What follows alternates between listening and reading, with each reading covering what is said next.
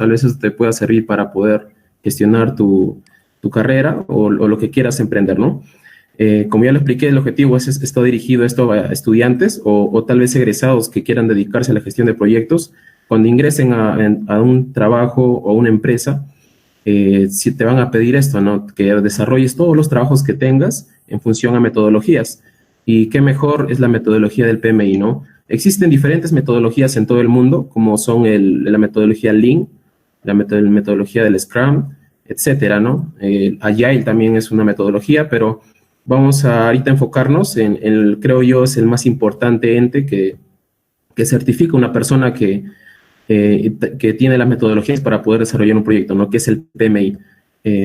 Vamos a darle un enfoque más minero a este tema, porque sé que la mayoría de personas que nos está viendo son mineros. Vamos a darle un pequeño enfoque a ese tema, ¿no? Bueno, la agenda del día de hoy son básicamente 6 puntos.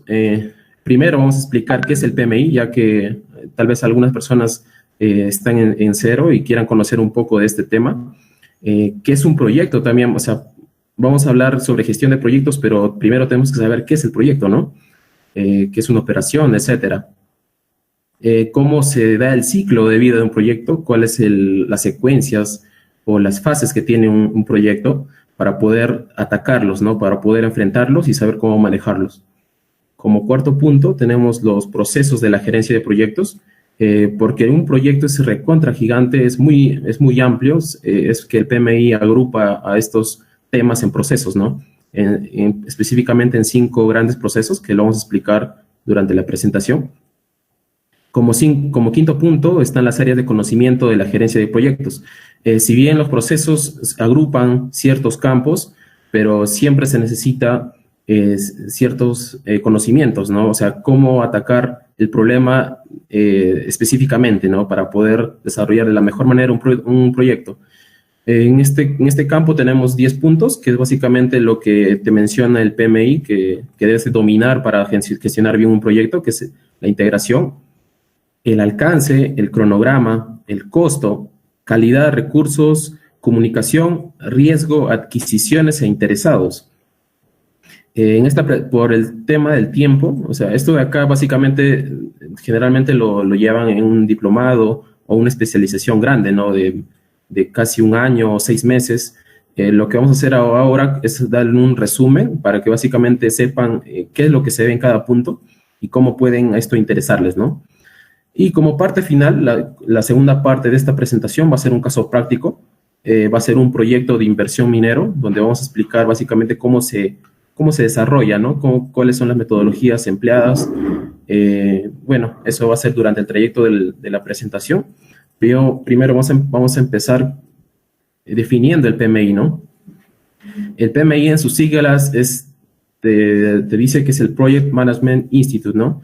Es una organización que, bueno, la historia se dice que en 1969 se creó en Estados Unidos, ¿no? Con un grupo de profesionales de diferentes campos laborales, se juntaron y dijeron, no, yo desarrollo un proyecto construyendo un puente, yo construyo un barco, yo construyo aviones, pero siempre encuentro problemas en el camino. Y todos se dieron cuenta de que es verdad, ¿no? Todos desarrollan un proyecto y siempre encuentran trabas, pero también se sabe que antes otras personas ya lo hicieron y lo hicieron de una correcta manera. Tal vez encontraron la solución a esos problemas, que si es que la persona que está desarrollando hubiera sabido, hubiera desarrollado de mejor manera, ¿no? el proyecto. Es por eso que se juntan para básicamente crear unas pautas, crean el PMOK, bueno, eso es en el futuro, pero básicamente es eso, ¿no? Eso se crea con la necesidad de tener experiencia o de conocer cómo se desarrolla un proyecto. Ellos tenían experiencias, tenían lecciones aprendidas que querían compartir con las demás personas, y así empezó, ¿no? Que empezó en Estados Unidos, actualmente está presente en 185 países, está a punto de ya abarcar todos los países del planeta, orientada a difundir la profesión de gerencia de proyectos, ¿no? A través de buenas prácticas. A eso es lo que se refiere al PMI. El PMI es una organización de ingenieros de todos los campos que se desarrollan proyectos, ¿no? Para que te enseñan cosas que tú vas a aprender y van a enseñarte a sobrellevar los problemas que puedes encontrar en el camino. Como 3 puntos del PMI creo que son importantes para cada persona. Si una persona está desarrollando proyectos y quiere dedicarse a esto, el PMI te certifica, así como existen los QP, los Quality Person, el PMI también te certifica. A las personas que están empezando en este rubro, que ya tienen aproximadamente 1 año o 2 años desarrollando proyectos, se les toma un examen básicamente certificando las horas que ha trabajado en proyectos, y se les certifica, ¿no?, en el CAPM, que básicamente significa que es el Asociado de Gestión de Proyectos Certificado. Luego está un nivel superior, ¿no?, que es el PMP. Seguro varios de ustedes ya conocen algunos PMP, o sea, las personas, los profesionales en gestión de proyectos.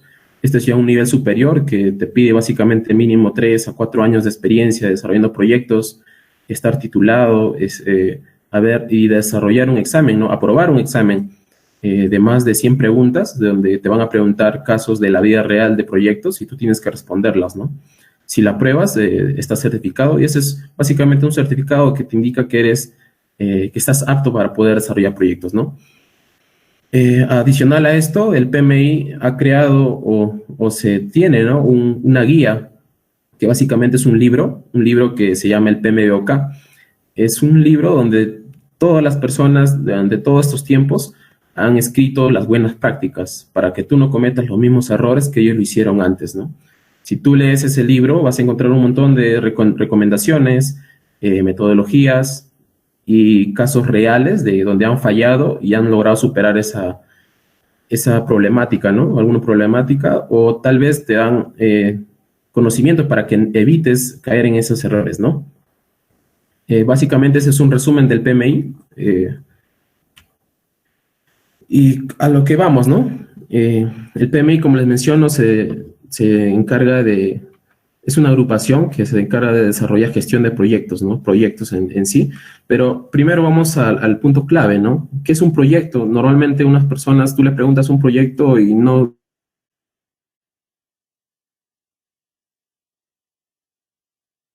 estos puntos porque son muy importantes para poder atacarlos, ¿no? Poder enfrentarlos.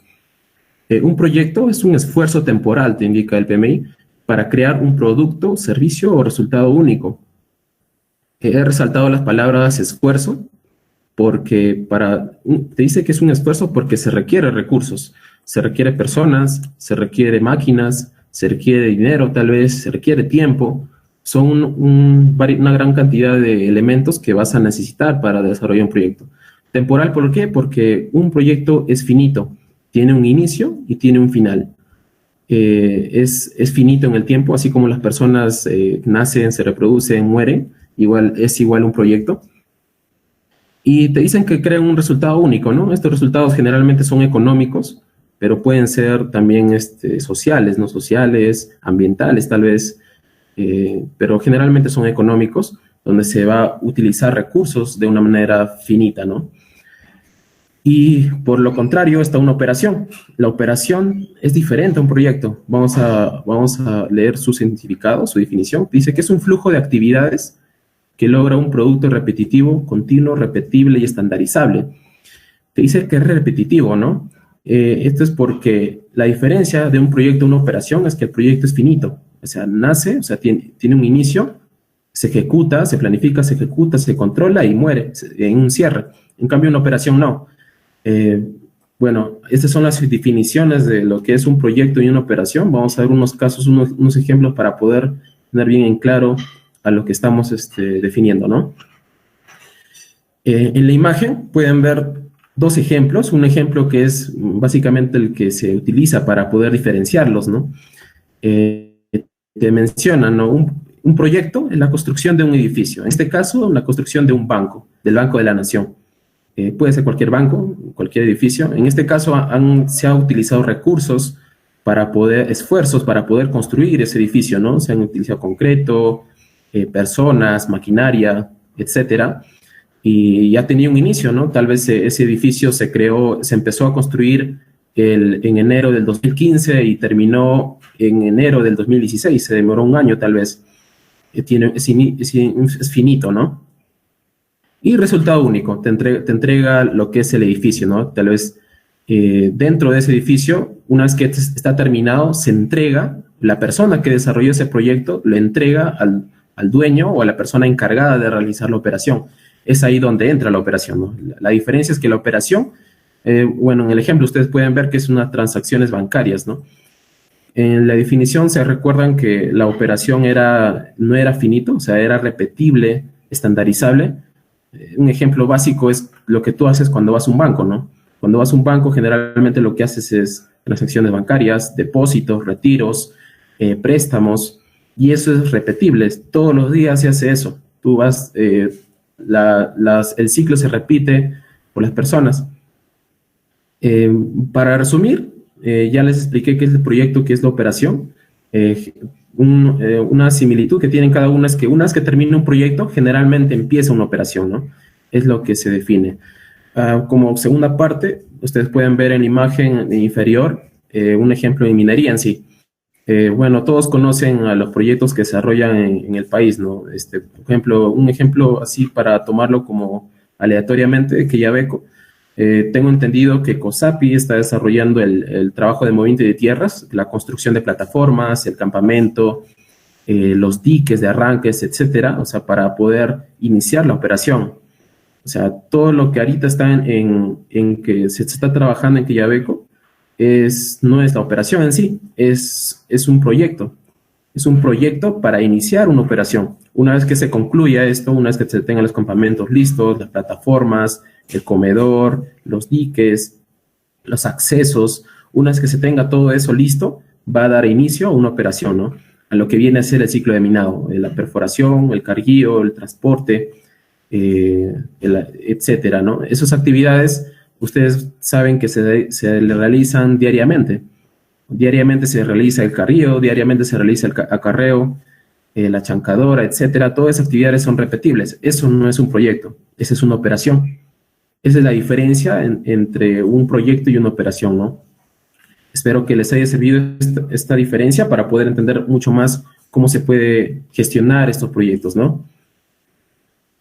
Como parte de la presentación, un proyecto generalmente tiene un ciclo de vida, ¿no? Como cualquier persona, como cualquier ser vivo en esta vida, primero se inicia un proyecto. Generalmente esto se nace de cualquier efecto que tengamos o que queramos hacer, ¿no? Por ejemplo, se inicia y se desarrolla.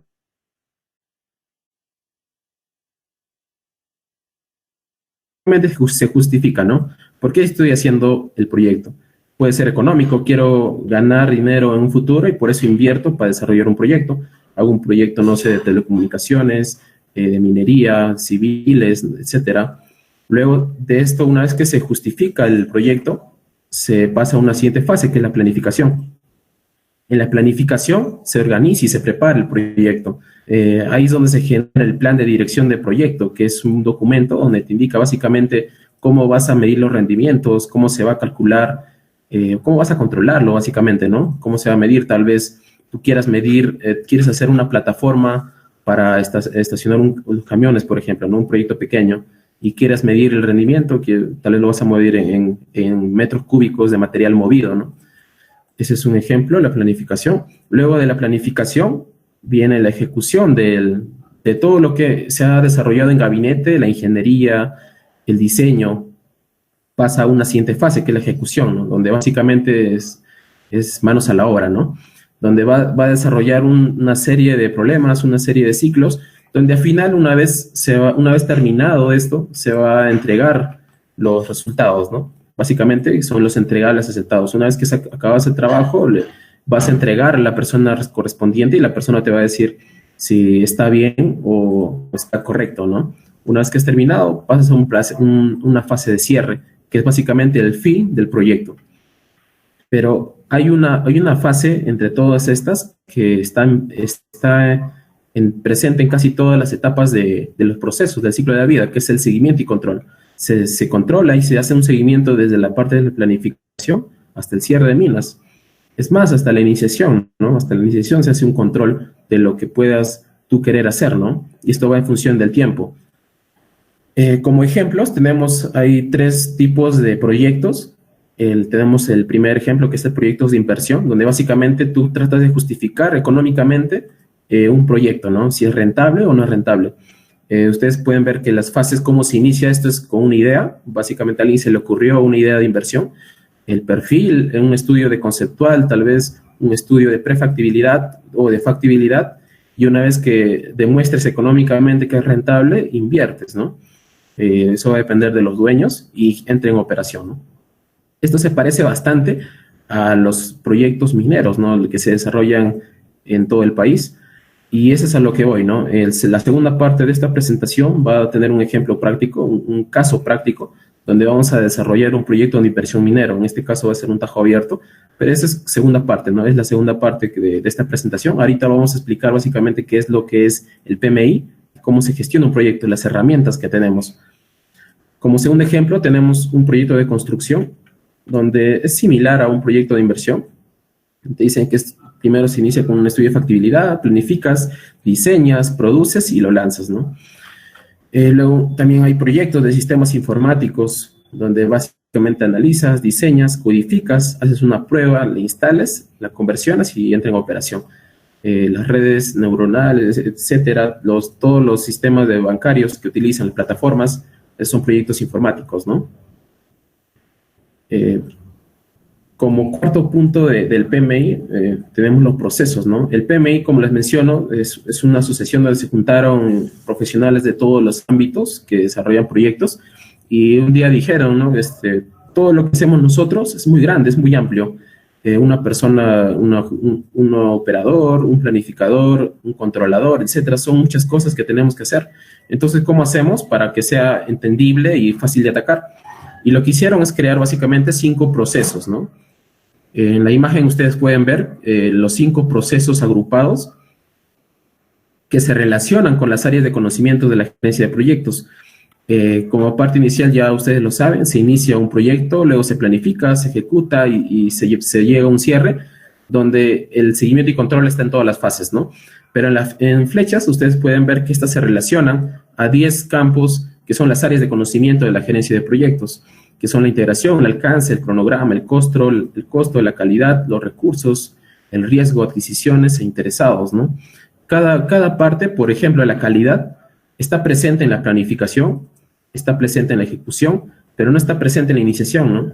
Es tal vez porque no es necesario o no es justificable, pero está presente en un proceso, ¿no? Es así como se relacionan durante el tiempo del proyecto las áreas de conocimiento, ¿no? Donde básicamente el PMI te va a decir cómo trabajar en cada parte, en cada área de conocimiento, cómo vas a atacar los costos, cómo vas a atacar la calidad o los recursos, ¿no? Como siguiente parte de la gestión de proyectos, tenemos las áreas de conocimiento, ¿no? Estas áreas de conocimientos básicamente es la carne, es lo que el PMI te brinda para poder, las buenas prácticas, ¿no? Para poder desarrollar correctamente un proyecto. Como primera parte tenemos la integración. Este área de conocimiento está presente en todas las fases de un proyecto. Está en la iniciación, está en la planificación, está en la ejecución, en el control y en el cierre del proyecto. Básicamente te menciona, el PMI te dice que tienes que desarrollar un acta de constitución, la justificación del proyecto, ¿no? ¿Por qué lo estás haciendo? ¿Quieres ganar dinero? ¿Quieres tal vez un proyecto social? Tal vez va a depender al objetivo, la visión de la empresa. Desarrollar un plan de dirección del proyecto, cómo vas a atacar el trabajo, los rendimientos, etcétera. Vas a dirigir, gestionar la ejecución del proyecto, ¿no? Vas a integrar todo lo que tenga que ver con eso. Monitorear, controlar el trabajo del proyecto, ejecutar el control integrado de cambios y cerrar el proyecto, ¿no? La integración está en todas partes, básicamente un tema documentario, personal tal vez. Tienes que ver con la manera como el planificador con el de operación van a estar relacionados en la operación, ¿no? Eso es lo que te menciona sobre la integración, el PMI. Como segunda área de conocimiento importante, tenemos el alcance, ¿no? El alcance de un proyecto. Tú cuando vas a iniciar un proyecto, generalmente tienes que saber hasta dónde vas a llegar. Un ejemplo minero que les puedo brindar es cuando tú quieres iniciar, por ejemplo, una mina y solamente tienes sulfuros. Y tú haces la planificación y vas a desarrollar, vas a necesitar tal vez una planta concentradora de sulfuros para poder generar concentrados de cobre, ponle ya. Cobre es un concentrado de cobre, pero de repente el dueño, otras personas te dicen, no, yo quiero que hagas, no una planta concentradora, tal vez un pad, ¿no? Un pad ROM, un pad de lixiviación, y tú digas, no, pues o sea, eso no está en el alcance, ¿no? Eso es básicamente lo que te dice el PMI, que tienes que definir bien tus alcances, que tienes que básicamente saber a dónde tienes que llegar. Si el cliente te pide un carro y tú dices, ya me pidió un carro, fabrico, a ver, puedo fabricar varios tipos de carro, ¿no? Un carro de lujo tal vez, un Lamborghini, un Ferrari, o puedo desarrollar otro carro, ¿no? Que es un pickup, un 4x4, y el cliente al final te va a decir, yo no quería un Ferrari, yo quería, porque un Ferrari no entra a las zonas agrestes, ¿no? A terrenos bien difíciles. Yo quería un carro 4x4 para poder cruzar el río, tal vez. Es ahí donde tú tienes que definir bien tus alcances, ¿no? Para poder saber qué es lo que quiere el cliente y no desviarte del proyecto. Bueno, como los puntos que te recomienda el PMI, te dice que tienes que recolectar requerimientos, tienes que saber qué es lo que vas a hacer, y luego definir el alcance, ¿no? Básicamente lo que les comenté, ¿no? Definir qué es lo que tienes que hacer. Tal vez es construir una planta concentradora de sulfuros y no un pad de lixiviación, ¿no? Porque está muy afuera de lo que tú quieres hacer, ¿no? Como parte del alcance también te dice que tienes que crear un EDT. Un EDT es una estructura de desglose de trabajo. Este es un punto muy importante en el PMI, debido a que el PMI te recomienda dividir o subdividir los trabajos porque son mucho más fácil de controlar, mucho más fácil de trabajar y de generar pronósticos, ¿no? Vamos a dar un ejemplo, ¿qué es un EDT? Pues tal vez algunos tengan unas dudas. Vamos a dar un ejemplo práctico. Luego de esto se tiene que validar el alcance, ¿no? ¿Quién valida tu alcance? El que valida tu alcance es el cliente. Esa es la persona que te va a decir si está bien o no tu trabajo, si yo lo quería como tú me las estás entregando. Tal vez, tal vez el cliente tiene algunos requerimientos durante el proceso, tú estás desarrollando un proyecto y el cliente te va a decir, no, pero yo no quiero que mi carro solamente ande en tierra, sino que huele, te va a decir, ¿no? Y es por eso que tienen que tener bien en claro o definir bien el alcance, ¿no? Para que en el futuro no te pida cosas que no estaban dentro del documento o dentro del papel. Luego de esto se controla el alcance, ¿no? Bueno, vamos a dar un ejemplo práctico de qué es un EDT, que es la estructura de desglose de trabajo. En este caso hay un ejemplo de software, una empresa que quería hacer un software, básicamente dividió, ¿no? Estos tipos de trabajos en 5, que es dirección de proyectos, requisitos de producto, diseño, el construir, integración, y donde tiene una subdivisión, ¿no? Que es la planificación, las reuniones, el software en sí, y documentación de usuario, y etcétera. Esa es una estructura de desglose de trabajo, dividir lo que tú quieres desarrollar, ¿no? Un proyecto. Un ejemplo más orientado a la minería de qué es un EDT, lo vamos a ver ahorita en esta presentación, en este slide. EDT es una estructura de desglose de trabajo, está en español, ¿no? Ustedes pueden ver la bibliografía en inglés, tal vez, algunos libros que te mencionan que no el EDT, ¿no? Te dicen que no es el EDT, sino es el WS, que básicamente son los centros de costos de proyectos, que es el Work Breakdown Structure, donde vas a dirigir básicamente cómo está dividido tus proyectos. Dice, la definición que es un EDT o un WS, dice que es un proyecto, es un proceso, es el proceso de subdividir los entregables del proyecto y el trabajo del proyecto, ¿no? En componentes más pequeños y manejables. Un ejemplo práctico, no sé, tal vez el área de hidrogeología quiere saber la calidad del agua o de las aguas subterráneas que están en un sector X de una mina y quieren hacer una plataforma de perforación, ¿no? Entonces, es un proyecto pequeño y le encargan a una persona o tal vez a un grupo de personas que se encargan de hacer proyectos. Y tú, para controlar mejor este tema, lo divides en 3, ¿no? En este caso se dividió en tres centros de costos o en 3, una estructura de desglose de trabajo de 3, ¿no? Que es la primera parte, que es la excavación. Vas a llegar a la zona y vas a encontrar tal vez roca dura que tengas que romper con una excavadora de martillo hidráulico, o tal vez es un cerro, ¿no? Que tienes que utilizar voladura para poder abrirte paso. Va a depender de qué es lo que encuentras en el campo, ¿no? En este caso, el suelo ha sido muy fácil de manejar. Ustedes pueden ver en la pantalla que solamente se está usando una retroexcavadora. Es la parte de la excavación, ¿no? La retroexcavadora está generalmente sacando las rocas duras para que puedan aplanarse, ¿no? Luego es el relleno, donde generalmente se transporta material que sea estable, requiriendo o dependiendo de tus requerimientos. En este caso, una máquina está conformando el material para que sea horizontal. Las plataformas de perforación generalmente son horizontales. Y luego de esto ingresa el tercer estructura, ¿no? Que es la perforación, donde básicamente viene un camioncito con tal vez una perforadora de Scrum que va a perforar y va a desarrollar ese control, ¿no? El monitoreo en sí de las aguas subterráneas. Esto se divide en tres. ¿Para qué se divide en tres? Como ya lo comenté, para poder controlarlo mejor, ¿no? Para poder desarrollar mejor los trabajos. Los trabajadores o las personas dedicadas a estos proyectos entiendan mejor cuando se les explica por partes, ¿no? En este caso, la excavación, ¿no? Tal vez la persona encargada del proyecto quiere saber cuánto le cuesta hacer una plataforma de perforación respecto a la topografía para futuros proyectos, ¿no? Quiere saber los costos y por eso lo divide, ¿no? ¿Cuánto me cuesta excavar una plataforma? ¿Cuánto me cuesta rellenar? ¿Cuánto me cuesta perforar? Si tal vez la perforación es mucho más costosa que el relleno o la excavación, se tenga que enfocar en esa parte, ¿no? Para disminuir costos, tal vez, para poder enfrentar o desarrollar de una mejor manera, ¿no? Para que sea rentable, para que sea bajo en costos, ¿no?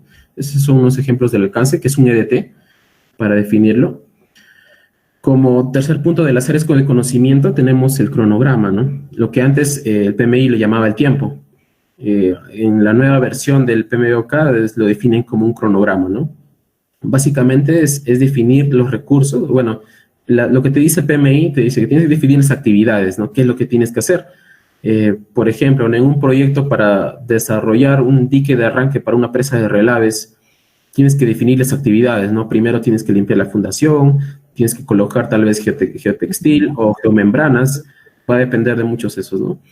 Luego tienes que secuenciar las actividades, cuál va a ir primero, o sea, no puedes primero colocar relave y luego colocar un geotextil, ¿no? Para poder desarrollar el proyecto. Tienes que estimar los recursos también, las actividades, cuántas personas, cuántas máquinas vas a necesitar para poder desarrollar ese proyecto. Esto básicamente se desarrolla con juicio de expertos, o sea, personas con ya mayor experiencia o tal vez bibliografía, la literatura minera te va a indicar qué es lo que tienes que hacer, ¿no? Por favor, les pediría a todos los presentes que pongan en mute su micrófono, por favor, se escucha. Gracias. Luego de estimar los recursos, las actividades, una vez que tengas básicamente, tienes que estimar la duración de las actividades, ¿no? Básicamente son los rendimientos. Existen diferentes metodologías, una de ellas es la que ustedes ven en pantalla, la que te menciona la metodología PER, ¿no? Básicamente si tú tienes un proyecto ya hecho antes y tienes unos tiempos óptimos, unos tiempos que te dicen que es muy rentable, o sea, rinden mucho más, lo tomas, y también tienen tiempos medios o tiempos pesimistas. Eso lo pasas a esta fórmula y te dan un tiempo estimado del proyecto, ¿no? O de cuánto te va a demorar tal vez excavar una fundación, o cuánto tiempo te va a demorar en poner geotextil o geomembranas en la fundación, ¿no? O anclar tal vez las plataformas, etcétera. Esa es una manera. Otro tipo de estimar costos es el benchmark, es comparar, ¿no? Si tú tienes operaciones por ejemplo, ¿no? Ahora las minas superficiales se parecen mucho, ¿no? En el sur del país, Sauder, Las Bambas, Cerro Verde, Tapacay, o sea, son tajo abiertos que producen cobre y tienen similitudes, ¿no? Donde básicamente van a desarrollar una metodología de trabajo donde los costos van a estar en competitividad, ¿no? ¿Qué es lo que hace la otra persona para sus costos ser mucho menores, etcétera, ¿no? También se tiene que desarrollar el cronograma y controlar el cronograma, ¿no? En la figura ustedes pueden ver una ruta crítica. Eso básicamente es para secuenciar las actividades. Ustedes pueden ver, hay una serie, es un ejemplo de práctica, de teoría, donde tú tienes diferentes caminos para elegir, para secuenciar tus actividades. Pero no siempre vas a tener que seguir una línea, ¿no? Por ejemplo, sigamos con el ejemplo de la presa de relaves. Tú quieres hacer una presa, primero tienes que limpiar la fundación, luego tienes que colocar el geotextil, luego tienes que desarrollar el dique de arranque, luego generar tal vez geotextiles dentro del embalse y recién empezar a depositar relave, ¿no? Esa es una secuencia, pero a partir de eso también se encuentran actividades aleatorias, perdón, aledañas.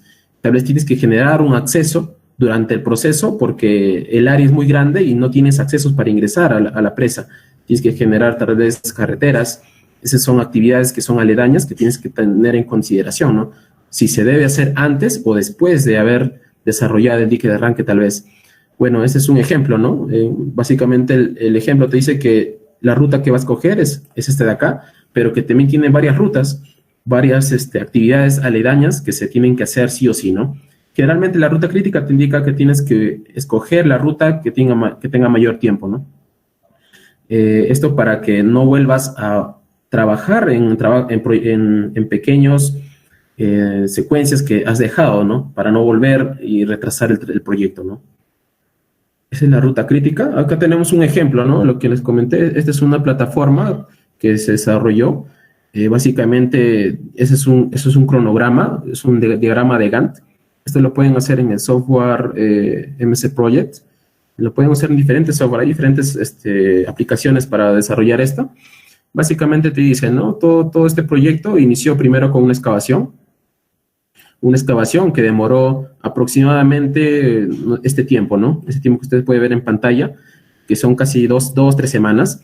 Y luego de eso se empezó a rellenar, ¿no? Se empezó a rellenar con material. Esto va a depender de las especificaciones, ¿no? La empresa tal vez quiera tener un tipo de material representativo y va a depender de la malla o de la granulometría que esta debe tener, la humedad y la compactación del material. Y el relleno, como ustedes pueden ver en la imagen, está presente en toda la secuencia de la mina, donde va a estar, perdón, de este proyecto, va a estar en todas las secuencias y donde se va a generar diversas actividades aledañas, ¿no? Como es una construcción de un pequeño acceso, la construcción del agujero, tal vez, de hueco que está ahí, otro acceso tal vez, y también la colocación de un material filtro, ¿no? Al final se coloca un material que es mucho más arcilloso, mucho más fino, para que sea impermeable, ¿no? Esto de acá se demoró, como ustedes pueden ver en esta presentación, se toma primero cuál es la secuencia del proyecto, la ruta crítica, ¿no? Ustedes fácilmente pueden identificar la ruta crítica, cuál inicia y cuál finaliza, y las actividades que se tienen que desarrollar en paralelo a esta, ¿no?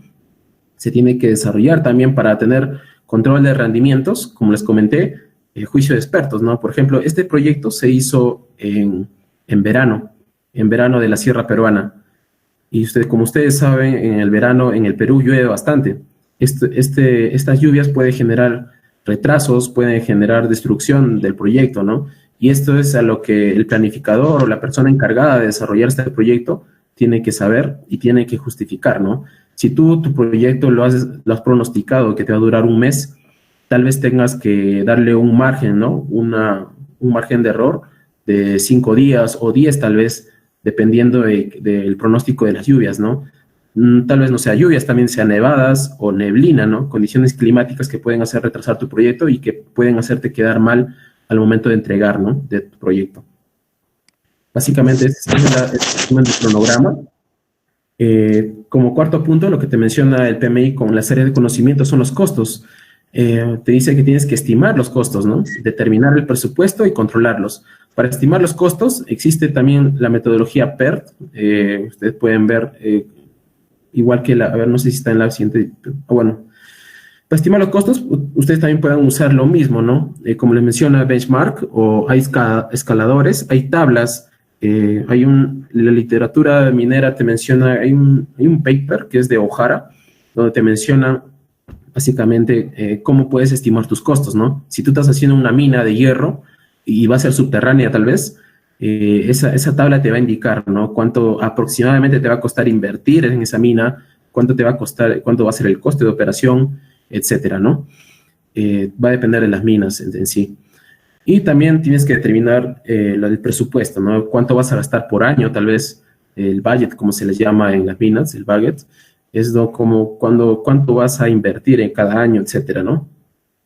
En esta imagen ustedes pueden ver un ejemplo de estimar costos, ¿no? ¿Cómo puedes saber tú cuánto te cuesta invertir en una mina si es que aún no lo has hecho?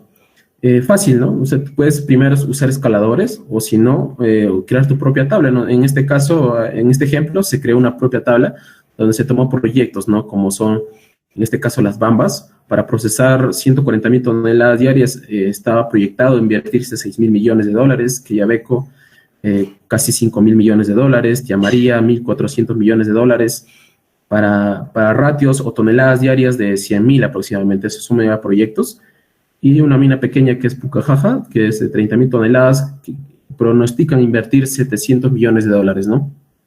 Si nosotros vamos a una tabla y generamos esta distribución, puedes tú generar tu propio escalador, ¿no? Puedes generar una distribución lineal o exponencial y tú puedes aproximar o puedes estimar cuánto te va a costar. En este caso hicimos un ejemplo, ustedes pueden ver en la tabla inferior, para una planta de 160.000 toneladas, cuánto vas a invertir, ¿no? Dependiendo a qué estructura tú tomes. En este caso, el exponencial te dice que vas a invertir 8.000 millones, utilizando el escalador, que en este caso son la regla de las 6 décimas, que es estimar respecto a otras minas ya conocidas, te dice que vas a invertir 6.500 millones de dólares y una inversión lineal de 6.000 millones de dólares, ¿no? Esto ya va a depender del planeador o de la persona que está encargada de desarrollar este proyecto, elegir cuál es el más acercado a la realidad, ¿no? Porque puede pasar errores, pueden pasar que lo que has estimado no sea lo real, ¿no? Como es lo que pasó con las Bambas, ¿no?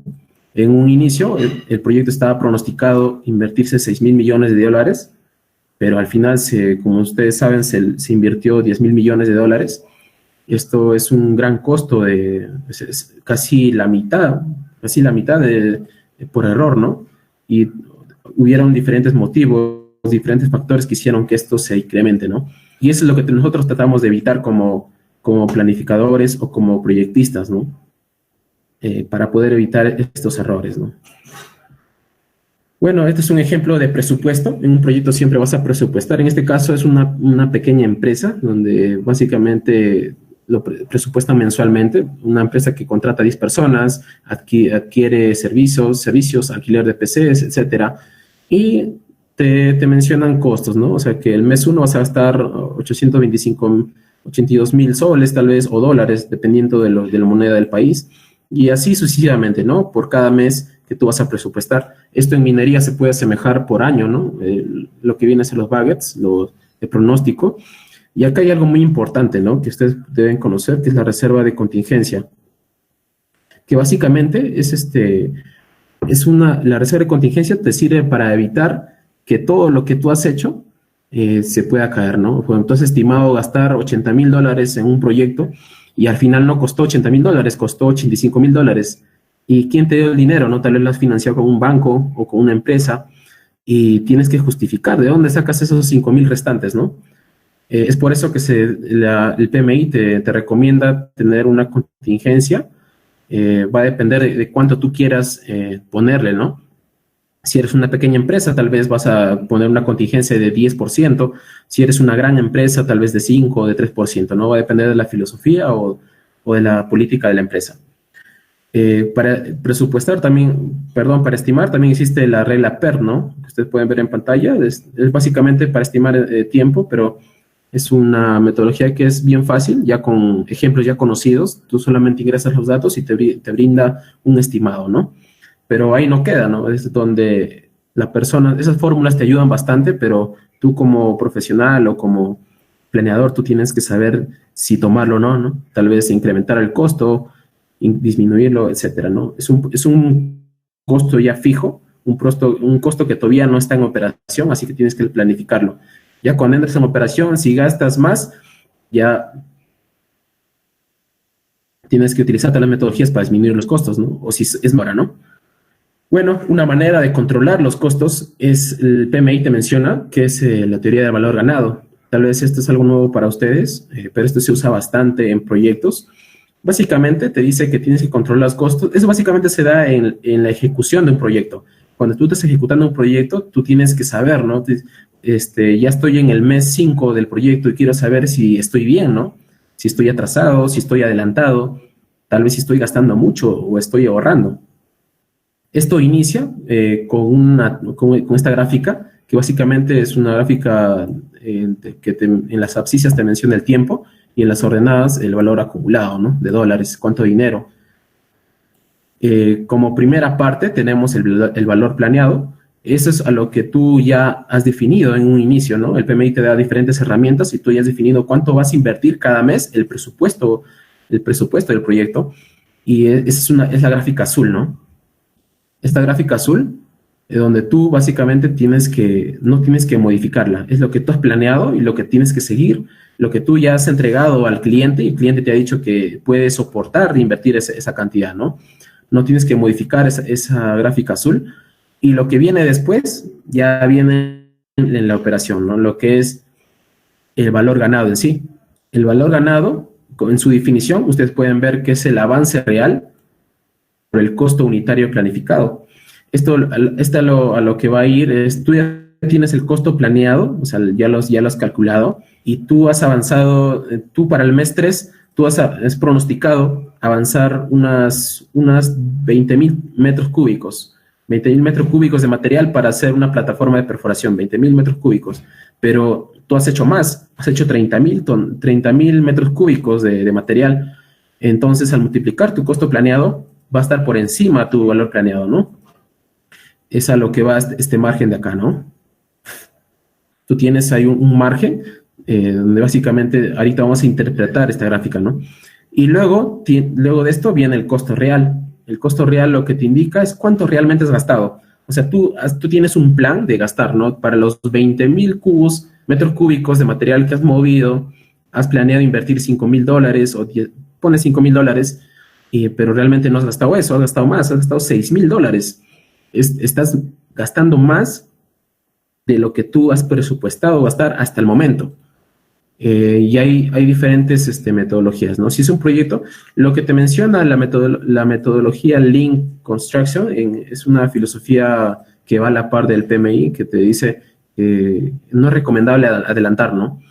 Por el tema de que el dinero está en función al tiempo. Si gastas más al inicio, tu valor presente neto en función a tu tasa de descuento se va a disminuir, ¿no? Esto es para proyectos, ¿no? Pero para una operación es diferente.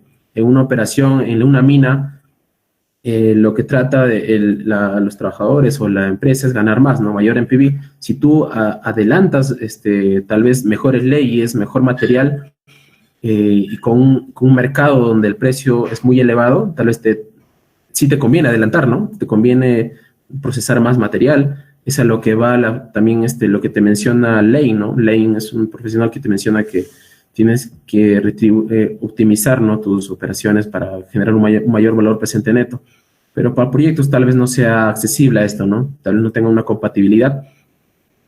Y bueno, pero el tema de esta slide es que el teoría de valor ganado te indica básicamente si estás adelantado o estás atrasado o estás ahorrando o estás gastando más de lo debido, ¿no? En esta gráfica ustedes pueden ver que la gráfica del valor ganado, la gráfica verde, está por encima de la gráfica azul, que es el valor planeado, y esto quiere decir que estamos avanzando más, ¿no? Porque el costo, si tú divides el valor planeado, perdón, entre el valor ganado, se elimina el costo planeado, que es lo mismo, te queda el avance planeado, perdón, y el avance real. A esto se le llama como el SPI. El SPI en inglés es el Schedule Performance Index. Es un indicador que te indica si estás adelantado o estás atrasado, ¿no? Si la división del valor ganado entre la división del valor planeado es mayor a 1, te dice que estás adelantado, ¿no? Estás adelantado tu proyecto. Y si es al revés, o sea, si es menor a 1, estás retrasado, ¿no? O sea, has movido menos material de lo que estabas planificando hacer y exactamente eso, ¿no? Luego viene el CPI, es básicamente lo que te menciono, es el Cost Performance Index, que es la división entre el valor ganado y el costo real. Si tú divides, básicamente te va a indicar si es que es mayor a 1 la división, estás ahorrando dinero, estás gastando menos de lo que planificaste gastar, y si es menor a 1, estás gastando más, ¿no? Ahí tiene que utilizarse metodologías, tal vez enfocarse en un plan de reducción de costos, etcétera, ¿no? Esta tabla, si tú la dominas, que no es tan complicada de aprender, te va a ayudar bastante, ¿no?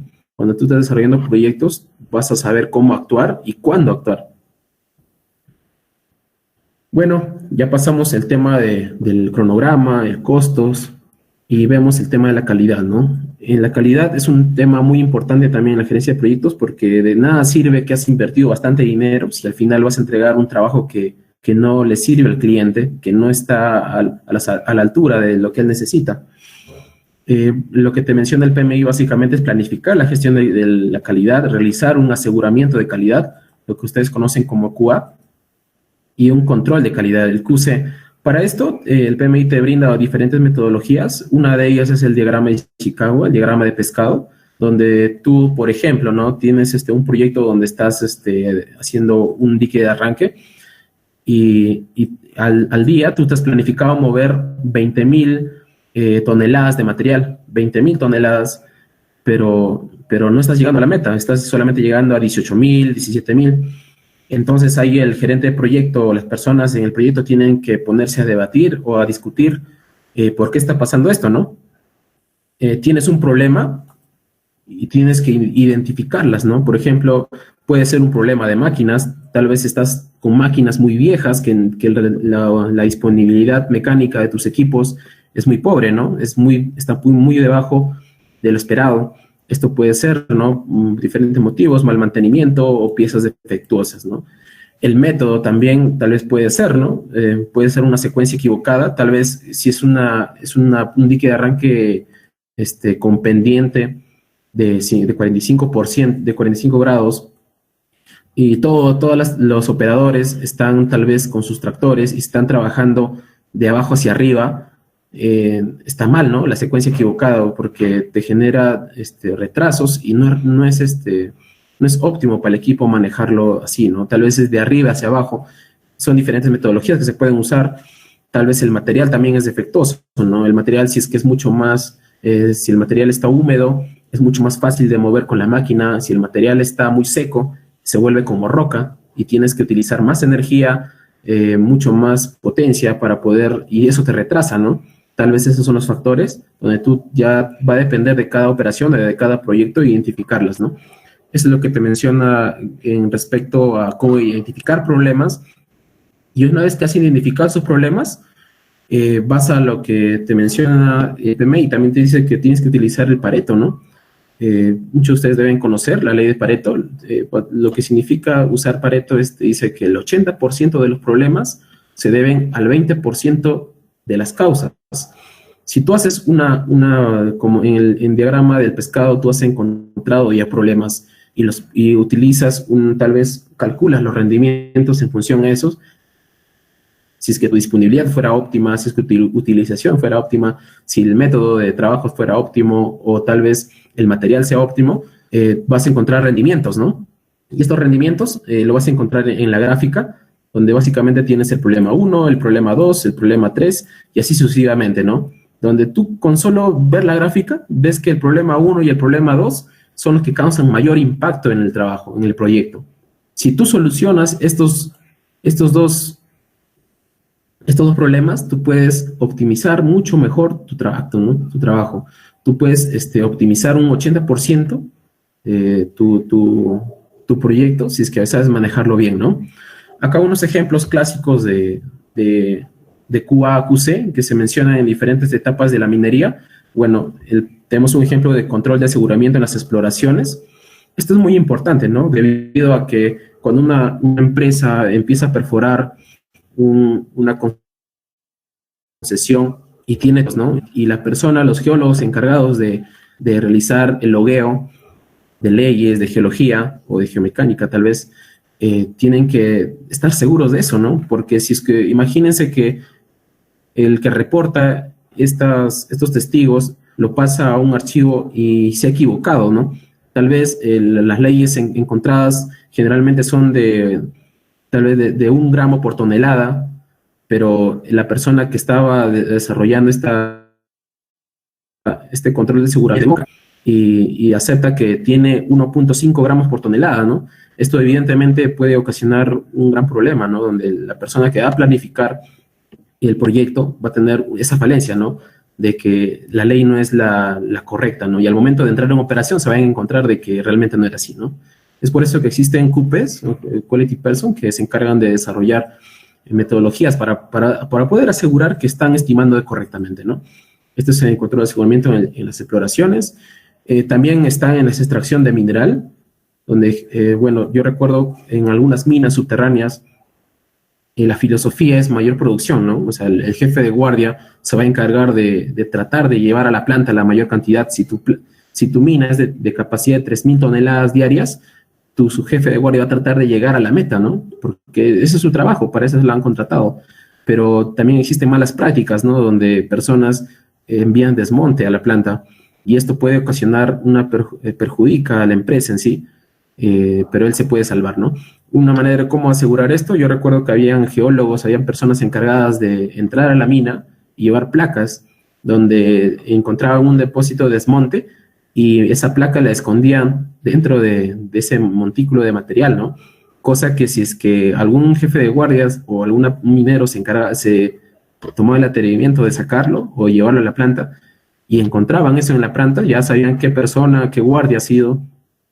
Y bueno, estas metodologías se utilizan para evitar que pase eso, ¿no? También existen un control estándar, ¿no? Por el momento de llevar a la planta para que entre a la de cabeza las necesarias para hacer un blending necesario, son las muestras blancas, ¿no? Que básicamente son para encontrar los contaminantes en el material, en el mineral, y las muestras estándar, ¿no? Para que tu mineral esté en el rango adecuado, porque una planta concentradora, si le metes una ley de 2% de cobre y tu planta está diseñada para una ley de 0.9% de cobre, no va a trabajar igual, ¿no? Puede ocasionar problemas. Es por eso que se utilizan estos métodos de control de seguridad y calidad. Bueno, y en trabajos de movimiento de tierra, si tú quieres hacer plataformas, por ejemplo, de dique de presas, presa de relaves, desmonteras, para hacer las plataformas tal vez te piden una consistencia, ¿no? En este caso pueden hacer de consistencia de material, donde en la imagen usted puede ver una persona que está haciendo un ensayo de cono de arena, básicamente para encontrar la compactación adecuada, la densidad adecuada del material, y tal vez no la humedad, ¿no? La humedad o el índice de plasticidad del material, ¿no? Esto va a depender para que se trabaje de una mejor manera y no haya inconvenientes en el proyecto, ¿no?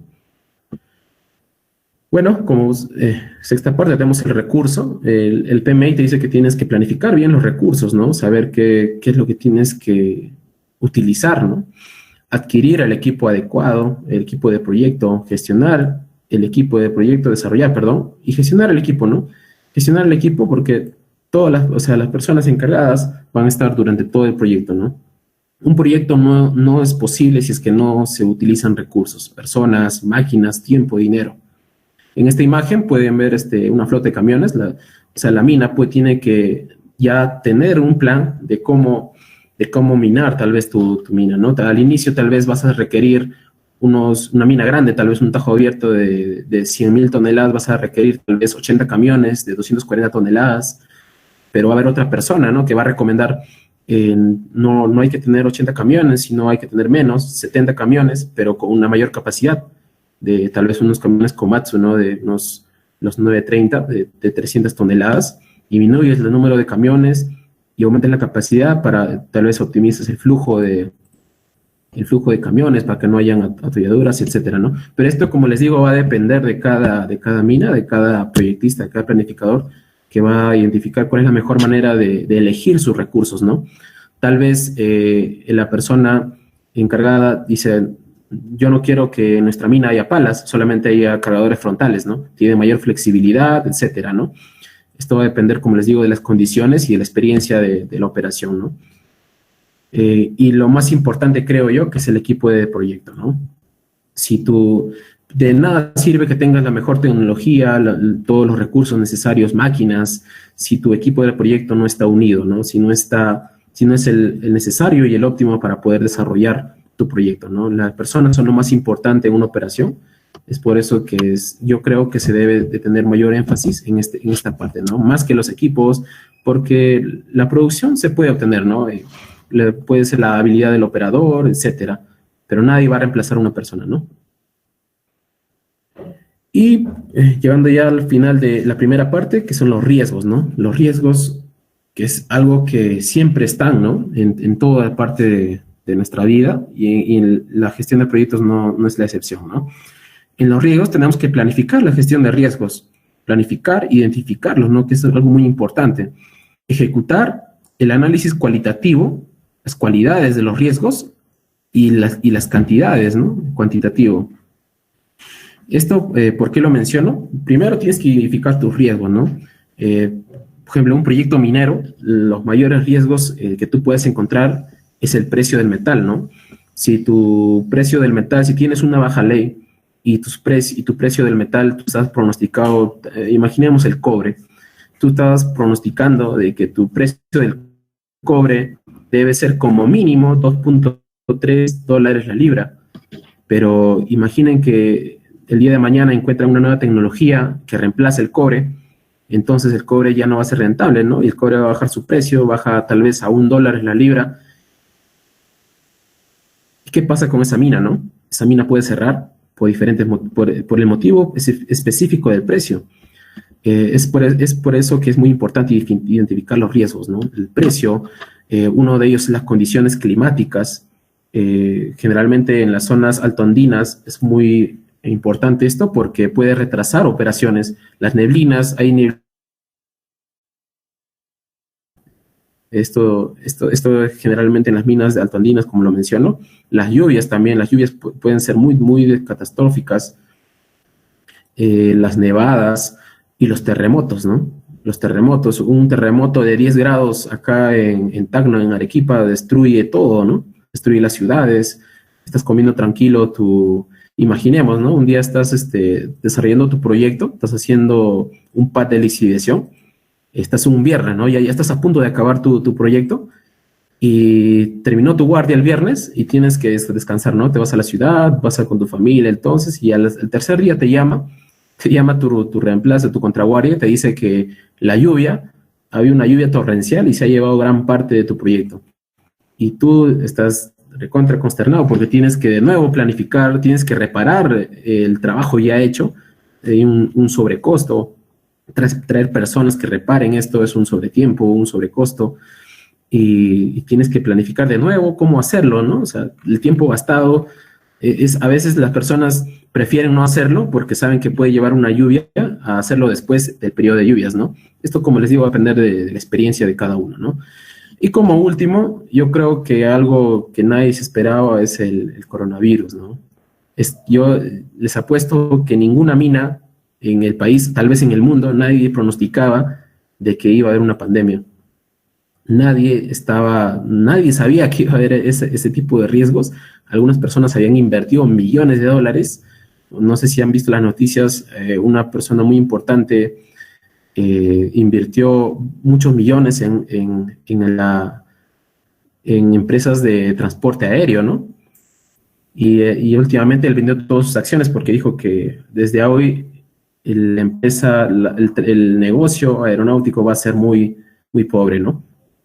Esto hizo que su negocio se caiga, y lo mismo puede pasar con una mina, ¿no? Varias minas, tengo entendido que han cerrado, en el centro del país hay algunas minas que han cerrado por este tema, ¿no? Que estaban planificados cerrar el siguiente año, el 2023, 2022, pero esta pandemia ha hecho que cierren antes, ¿no?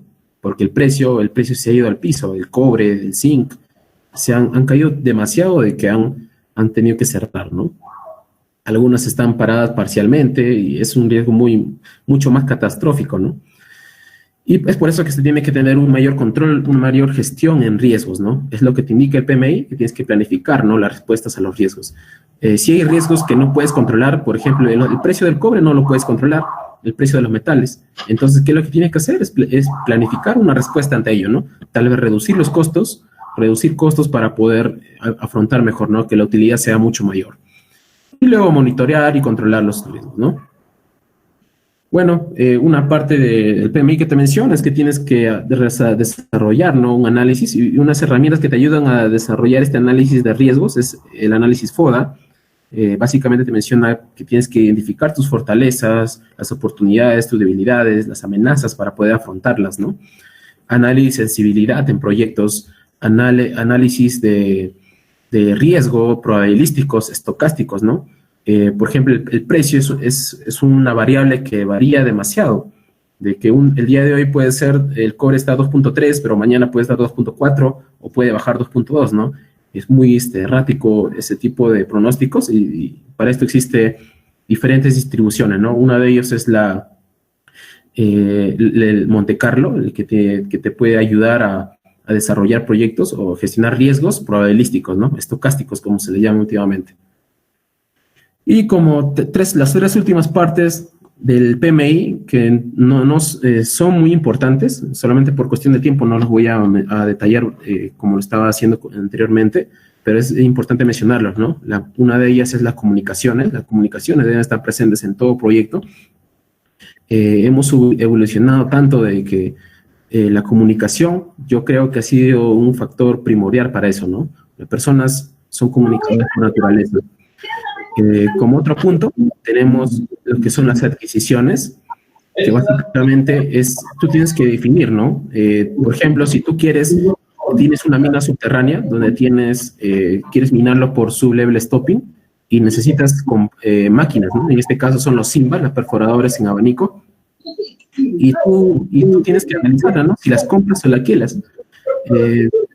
Va a depender, ¿no? En este caso, imaginemos que en tu mina tengas un montón de tajos, un montón de tajeos, donde tengas bloques y las máquinas.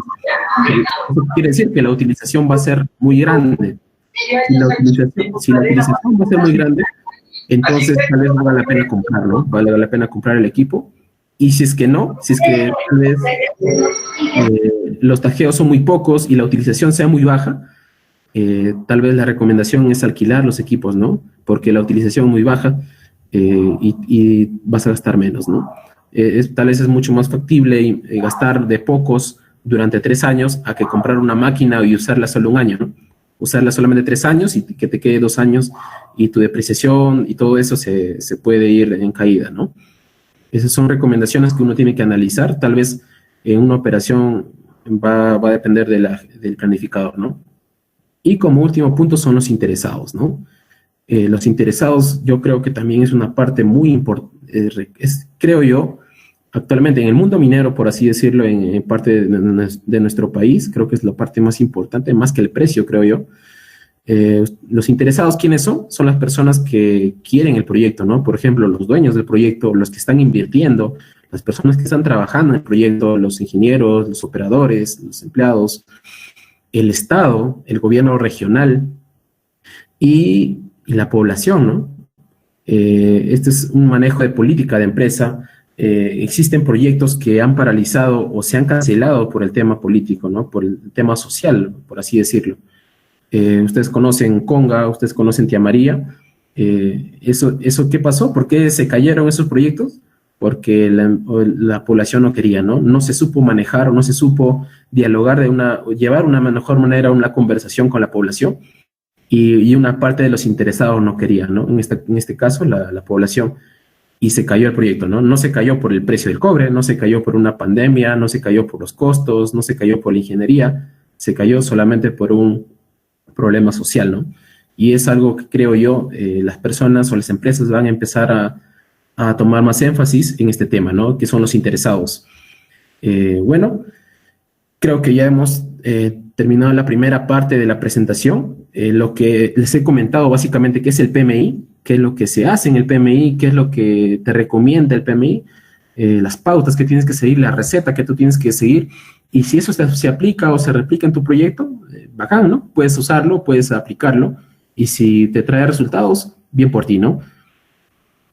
Bueno, ahorita vamos a ver la segunda parte de la presentación, que es el caso práctico, que es un proyecto de inversión. ¿Se recuerda en la parte de ejemplos de proyectos de inversión que habían 3? Uno era de inversión de proyectos mineros.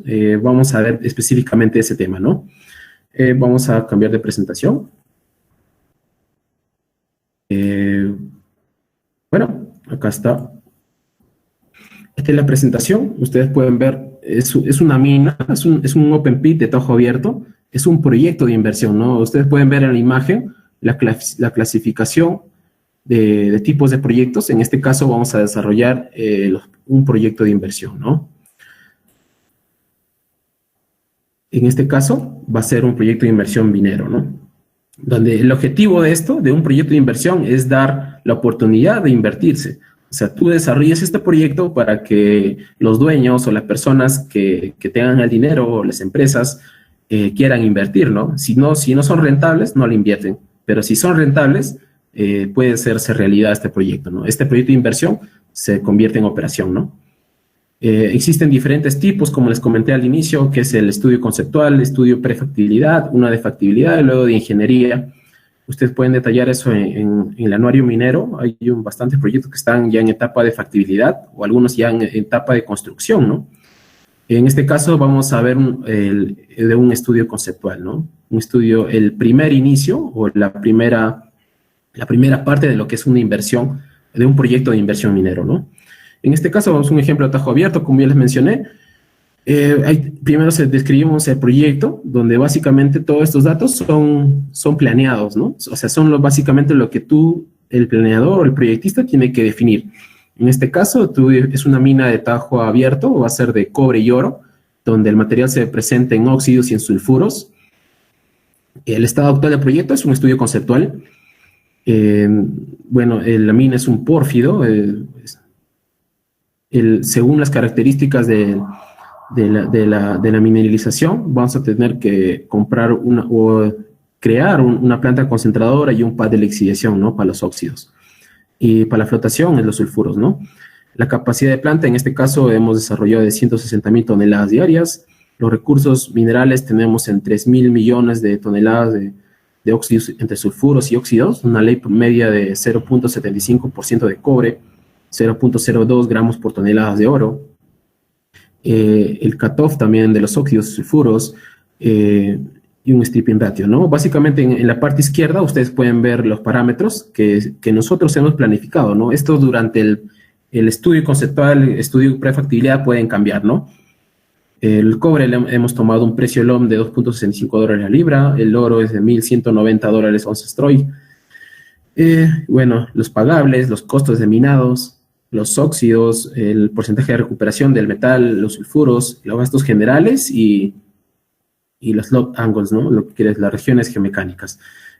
Como les digo, esta mina no existe, es una mina que se ha planificado respecto a los taladros de perforación, donde básicamente la parte de geología se va a encargar de estimar los recursos, ¿no? En base a las perforaciones y las leyes, la ubicación espacial de estos mismos, se van a utilizar herramientas geoestadísticas, van a utilizar variogramas, anisotropía para poder estimar las leyes, ¿no?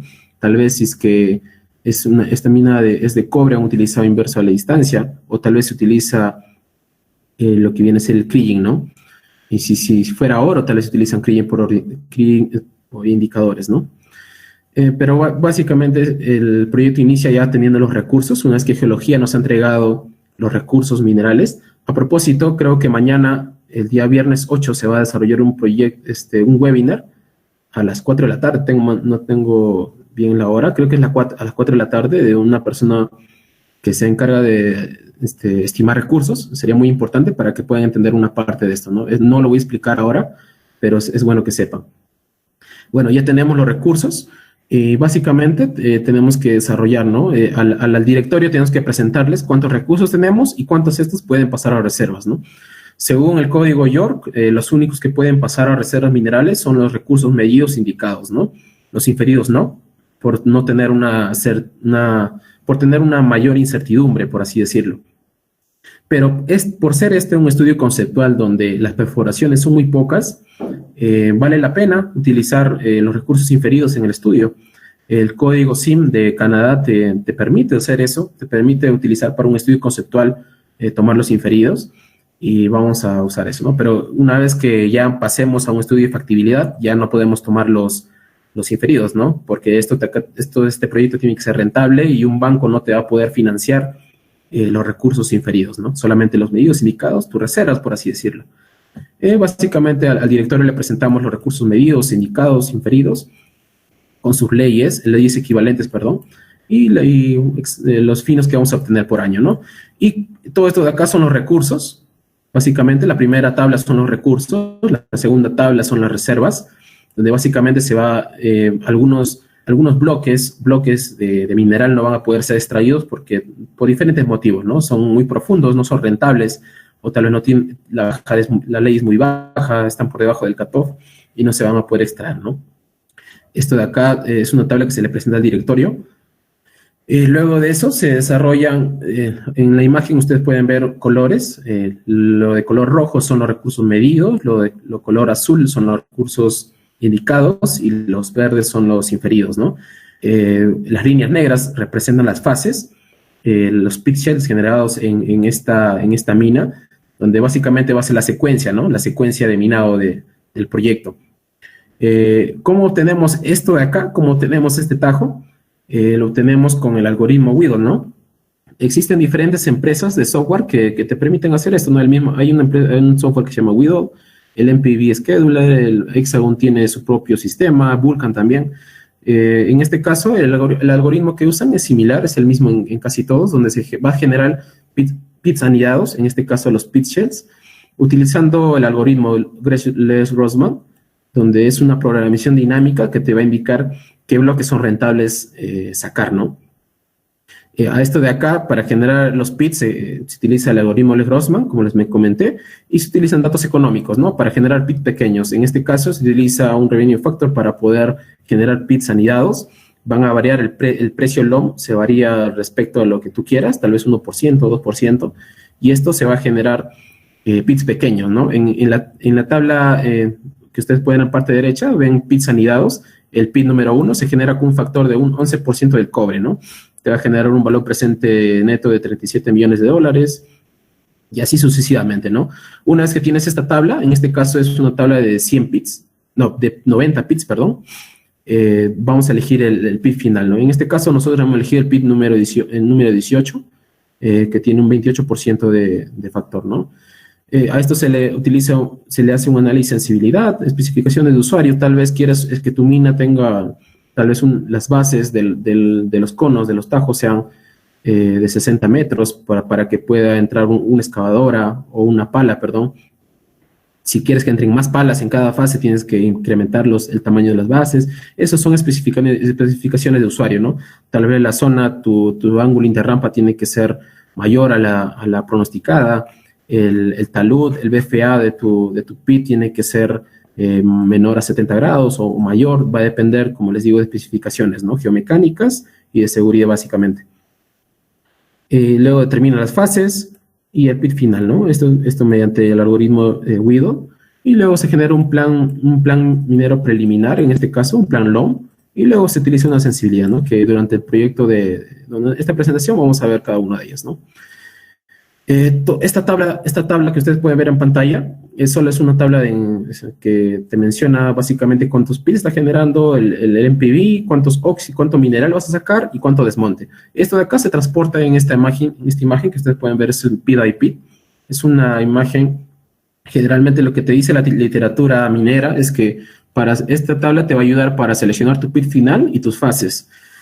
¿Cómo seleccionan las fases? Las fases se seleccionan en función, bueno, algunas recomiendan utilizar cada vez que haya un cambio abrupto en el valor presente neto, dependiendo de los bits anidados, ¿no? En este caso, nosotros podemos ver que esta gráfica tiene un quiebre en esta parte, ¿no?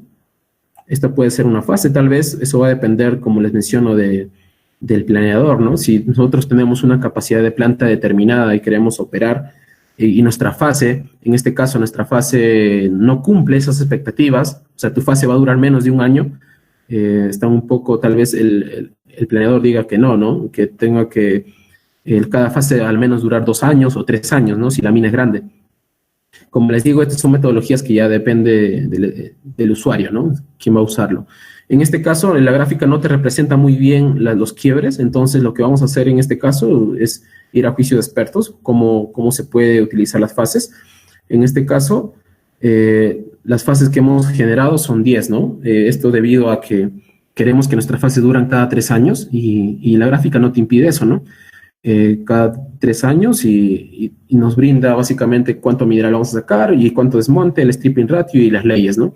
En la imagen derecha ustedes pueden ver cómo va a ir las fases, ¿no? En este caso el pushback número 1, el pushback número 2 y así sucesivamente hasta llegar a la fase final. Luego de eso se hace un diseño ya más detallado, ¿no? Con rampas, con diseño de mina, la altura del talud, del banco, perdón, etcétera, ¿no? Bueno, para generar un plan minero, el plan LOM, lo que viene de ser el Life of Mine, se utiliza diferentes metodologías, ¿no? En este caso, nosotros tenemos tres, existen muchos más, pero nosotros ponemos la más representativa, donde para iniciar, para tú saber cuánto vas a producir diariamente, utiliza diferentes métodos, ¿no? Métodos empíricos. En este caso, Taylor tiene una fórmula en que se creó en 1977, donde básicamente te dice cuántos años va a durar tu mina en función a cuántos recursos tengas. Y metes tus datos en la fórmula y te brinda que según nuestra mina, según otros datos, según nuestra capacidad de recursos, nuestra producción diaria va a ser de 170,000 toneladas diarias, ¿no? Esta es una tabla que se utilizó, se obtuvo por Benchmark, ¿no? Se recopiló, creo que tengo entendido, 100 minas de Estados Unidos, Canadá y Australia para poder desarrollar esta fórmula. Y luego en el 86 se hace una actualización de esta fórmula, ¿no? Donde no varía considerablemente en sí, casi 5,000 toneladas en función de nuestro proyecto. Y en el 2009 LOM hace una actualización, ¿no? Donde la fórmula cambia y aún se reduce aún más, ¿no? Y nosotros para iniciar vamos a tomar el de 2009. Esto, como les digo, puede variar de cada uno. En Chile, Codelco tiene su propio sistema, ¿no? Su propio escalador para poder obtener esto, pero ya va a depender de cada usuario, ¿no? De cada cómo utilizan. Bueno, en la imagen derecha ustedes pueden ver un análisis de sensibilidad, ¿no? Donde básicamente vamos a hacer una comparación entre la capacidad de planta y cuánto valor presente neto vamos a obtener desarrollando este proyecto, ¿no? Para una capacidad de planta de 160,000 toneladas diarias vamos a obtener un valor presente cerca a los 3,000 millones de dólares y el TIR va a estar cerca también a los 15% o 16%, y conforme aumentamos la capacidad de planta, esto debido a la mayor inversión que se va a requerir para esto, la inversión es mucho más a lo que tú vas a ganar desarrollando tu proyecto. Si ustedes pueden ver, la gráfica va en decadencia, ¿no? Va cayendo.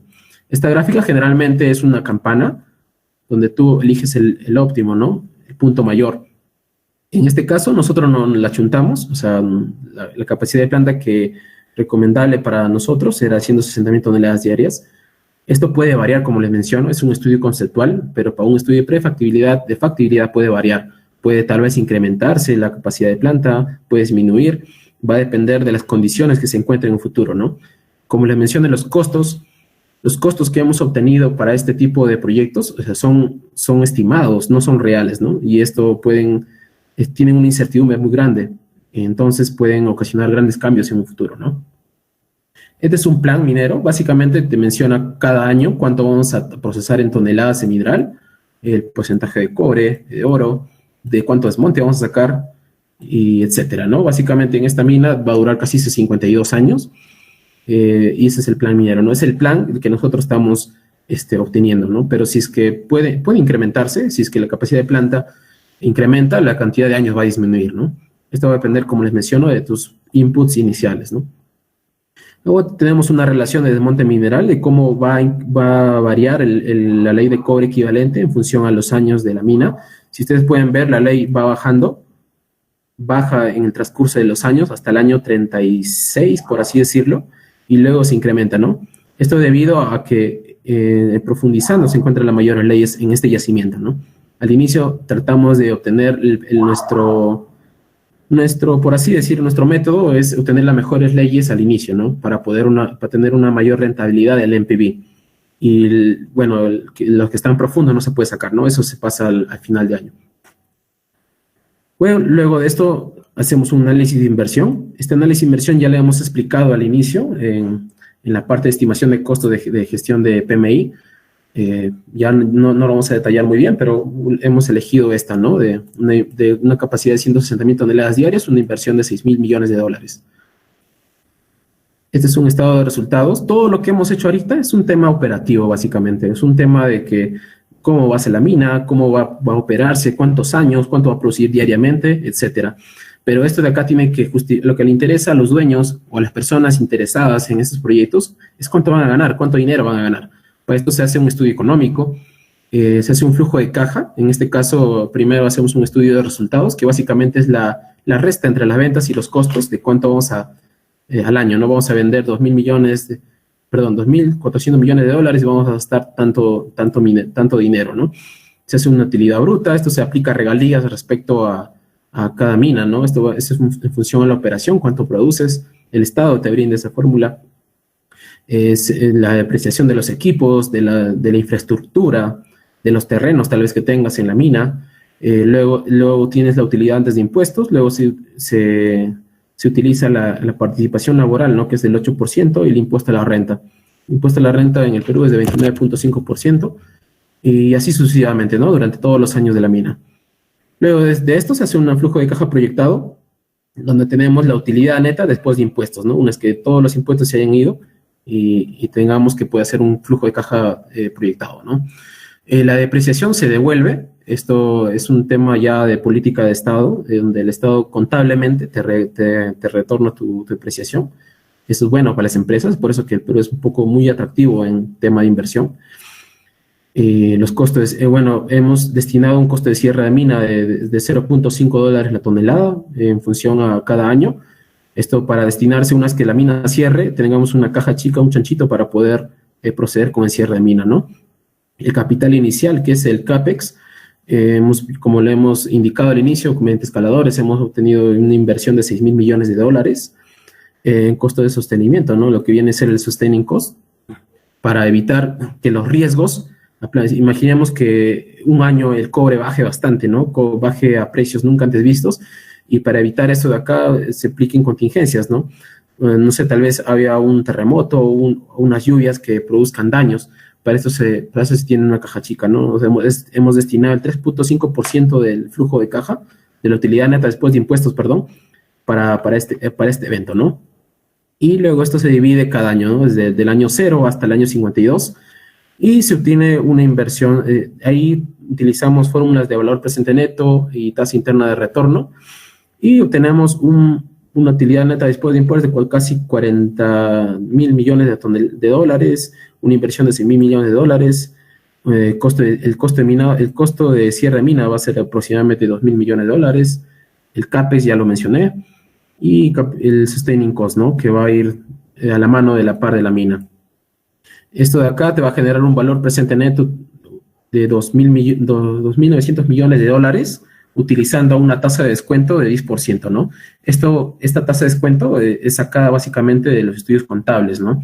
El COC, como se le llama, básicamente agrupa el riesgo intrínseco del proyecto en sí, el riesgo mínimo que tú vas a asumir, puede ser 3%, va a depender de cada mina, ¿no? El riesgo geológico, comercialización de mercado, que tienes que asumir, también el riesgo país que tú vas a tener que afrontar respecto a la inversión, ¿no? Normalmente las minas grandes utilizan cerca del 10%, algunas usan del 8%, esos ya son mucho más optimistas, por así decirlo, y las más pesimistas usan de 12%, ¿no? 12%, 14%. Esto va a depender, como les digo, de estudios contables y en qué país estés, ¿no? Y la tasa interna de retorno, en este caso, nos dio de 16.4%. Si nosotros restamos a la tasa de descuento, nos sale 6.4%, no es positivo. Esto quiere decir que el riesgo es rentable por el valor presente neto y no tiene tanto riesgo, ¿no? Si nos hubiera salido menos de 10%, menos de la tasa de descuento, tal vez el inversor diga que no quiere invertir, ¿no? Porque hay mucho riesgo en su inversión. Es por eso que se tiene que tener bien en cuenta esto, ¿no? Eso básicamente lo determina el área de finanzas.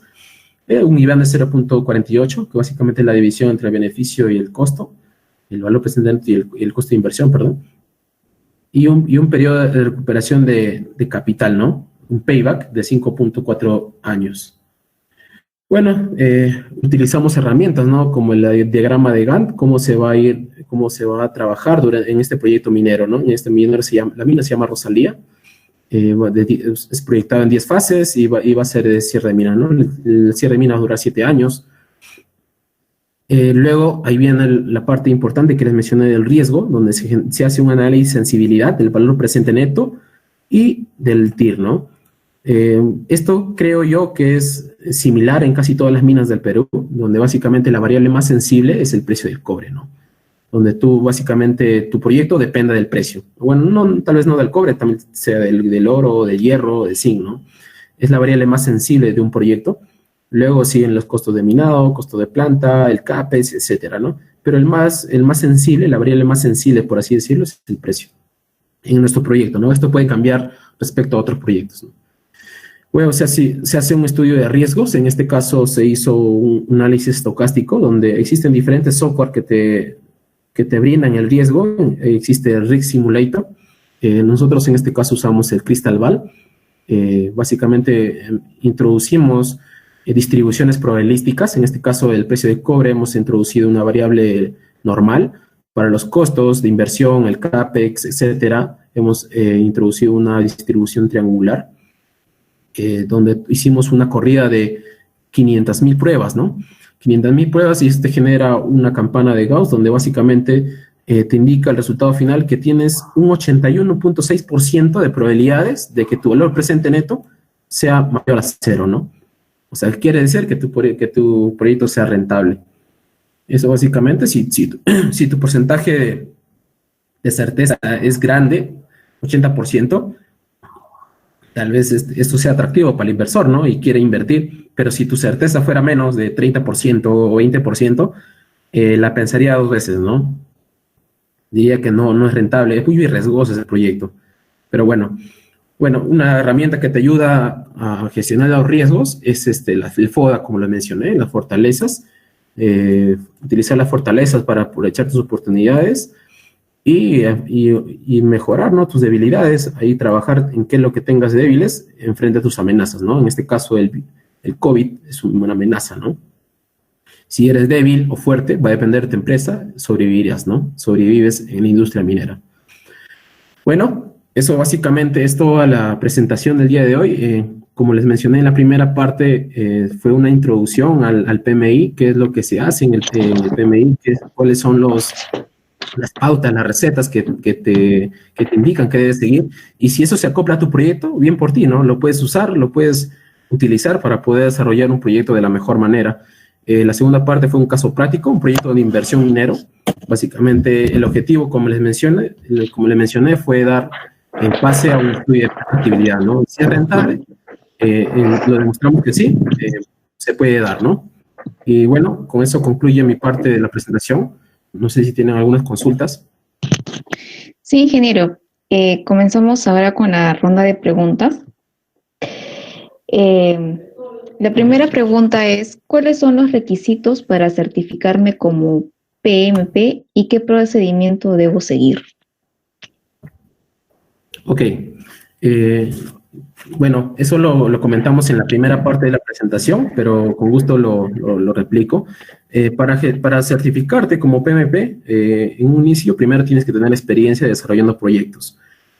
Como primera fase, yo recomiendo generalmente obtener la certificación CAPM, que es básicamente un PMP Junior, una persona que ha desarrollado proyectos durante 1 o 2 años y tiene que desarrollar un examen de 100 preguntas, si no mal lo recuerdo, y tiene que conocer las metodologías del PMI, aprobar el examen y demostrar que tiene experiencia en el campo. Y una vez esto, el PMI te certifica como CAPM.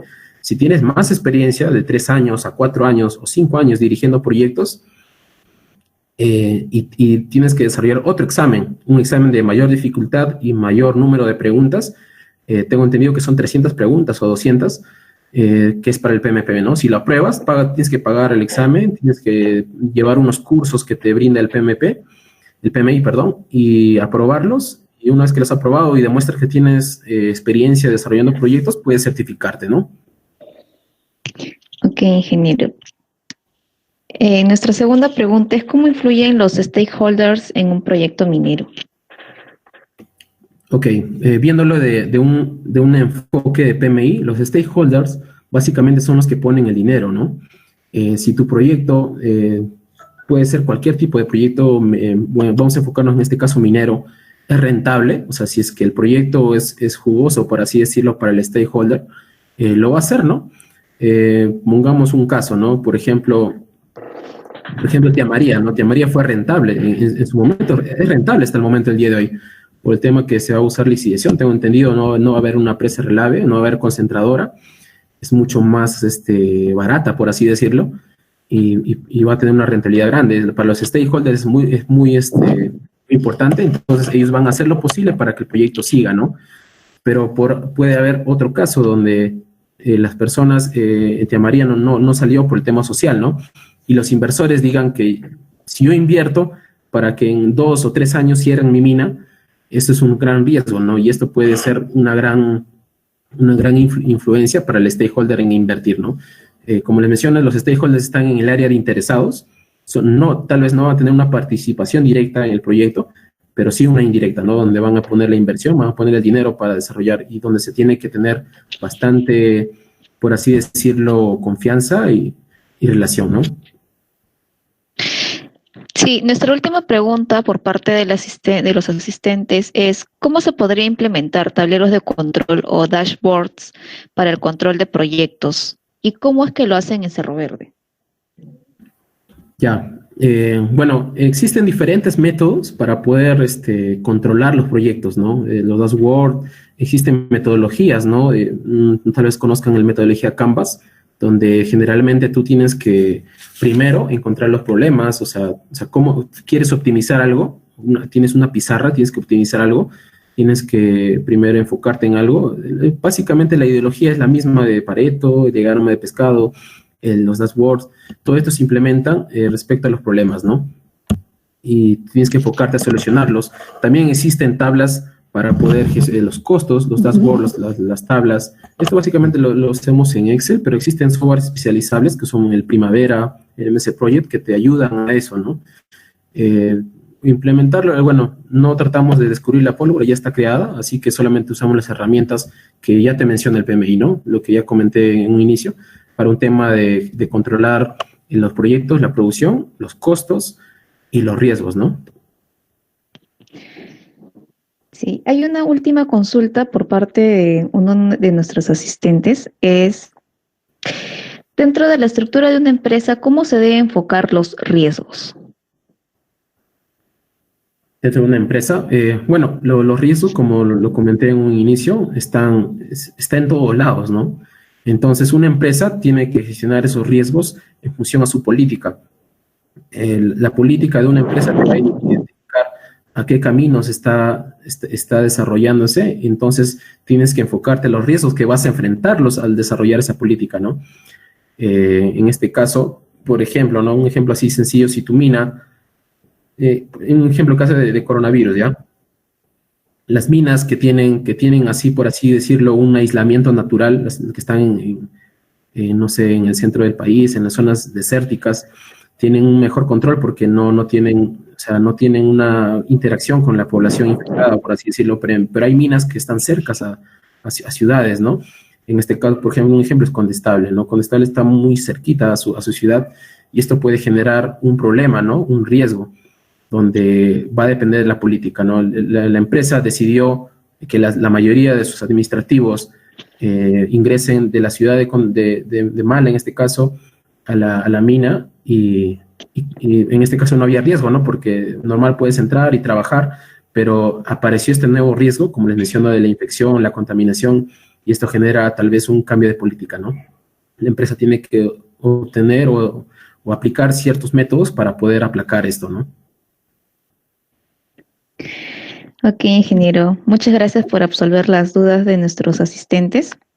Damos por culminado el presente webinar. Reiteramos nuestros agradecimientos al ingeniero Eric Inostroza de la Cruz y a todos los asistentes. Añadir también que pueden seguir nuestra página de YouTube y Facebook SME Student Chapter Uni. Gracias y buenas noches. Muchas gracias.